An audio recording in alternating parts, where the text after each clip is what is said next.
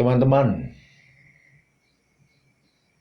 dalam pandemi COVID sekarang ini, apa sih yang tidak bisa dilakukan oleh orang sebagai siasat kalau setiap orang punya mentalitas yang bagus?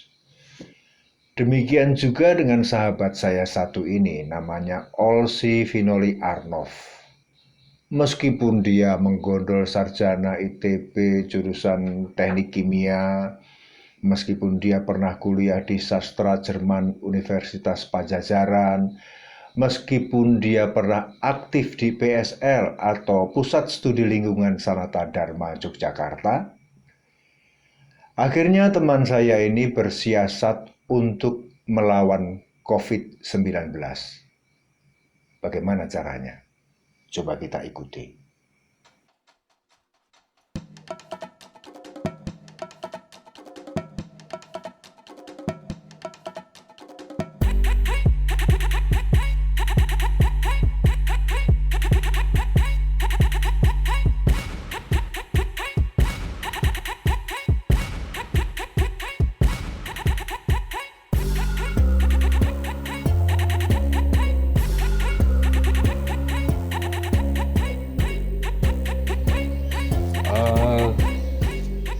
Pada mulanya saya produksi kopi. Saya memperoleh kopi dari petani langsung. Lantas green bean yang saya dapat dari petani itu saya sangrai sendiri. Hasil sangrai itu saya pasok ke satu kafe di Bandung dan dua kafe di Surabaya. Itu cukup untuk sebuah produksi yang baik. Artinya biaya produksi saya terpenuhi oleh pembelian dari tiga kafe itu. Di samping itu ada juga pembeli-pembeli kuantitas kecil yang rutin membeli ke saya. Artinya usaha kopi ini sangat membantu kondisi ekonomi saya. Namun ketika wabah COVID sampai ke Indonesia dan pemerintah menganjurkan banyak hal sehingga aktivitas kita terbatas, saya terdampak banget dengan kenyataan seperti itu gitu. Artinya usaha kopi saya kalah. Sebagai orang yang punya hasrat ekonomi dari kopi, saya kalah gitu.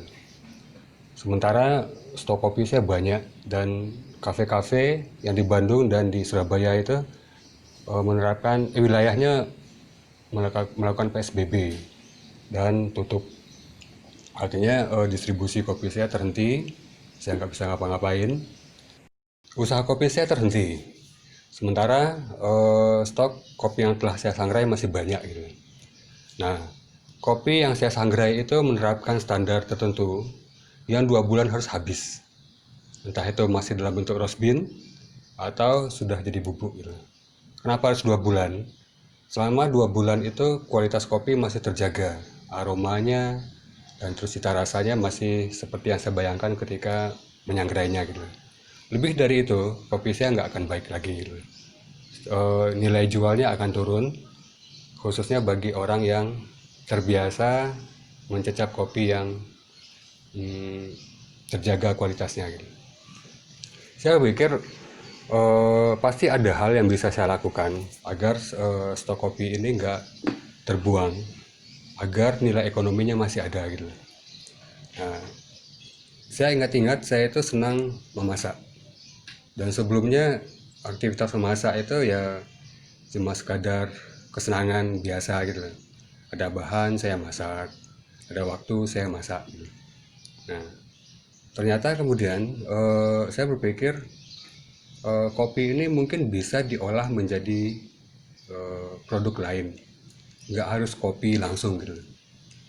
Sehingga kemudian si roast bean saya itu nggak terlalu fatal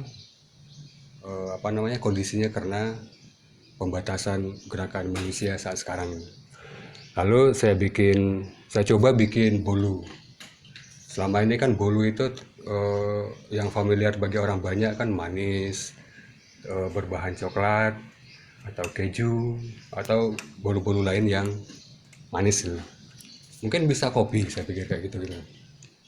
Dan produk kopi yang rasanya mendekati bolu umumnya itu kan cappuccino. Di situ ada kopi, ada krim, ada susu, ada coklat. Oke, dari apa namanya, cappuccino itu saya pikir bisa diolah menjadi bolu gitu. Saya coba beberapa kali, pernah gagal, terus cita rasanya nggak karu-karuan, sampai kemudian layak untuk dikonsumsi gitu. Nah akhirnya saya pikir bolu ini bisa menyelamatkan saya agar tidak kalah dua kali.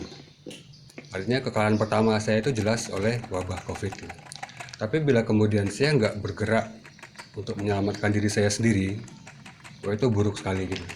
Sementara kopi saya nggak terjual, petani yang terbantu dari pembelian kopi dari saya itu juga nggak mendapatkan hasil apa-apa gitu.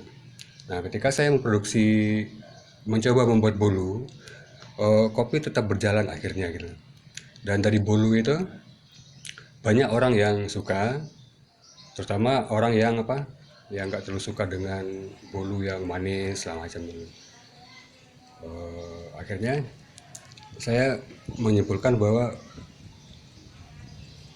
bukan menyimpulkan ya, saya berpikir untuk tidak kalah dua kali saya harus memproduksi bolu ini gitu. Nah, eh, akhirnya ketika memproduksi saya publikasi di Facebook, di Instagram, banyak yang antusias terus memesan.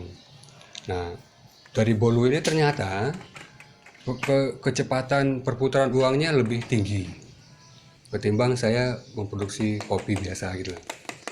Eh, Artinya nilai ekonominya lebih baik ya, walaupun kemudian nilai uangnya nggak setinggi ketika saya produksi kopi gitu.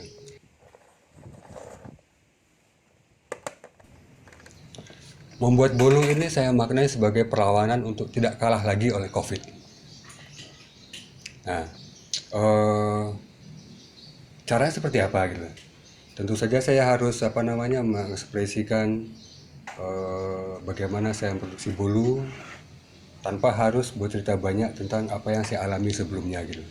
Saya cuma ingin memperlihatkan ke orang bahwa boleh kita kalah sekali oleh COVID, tapi ada hal yang bisa kita lakukan untuk membuat kita tidak lemah. Itu kurang lebih alasan saya memproduksi bolu ini gitu. Mungkin orang bilang ini pelarian, aji mumpung atau segala macam. Saya bilang enggak seperti itu gitu. Saya bilang ini adalah cara saya untuk terus sembari tetap menjaga anjuran-anjuran yang harus kita lakukan selama wabah ini masih mengancam hidup kita gitu. Nah, artinya saya sudah punya pegangan untuk tetap melawan. Salam bercerita.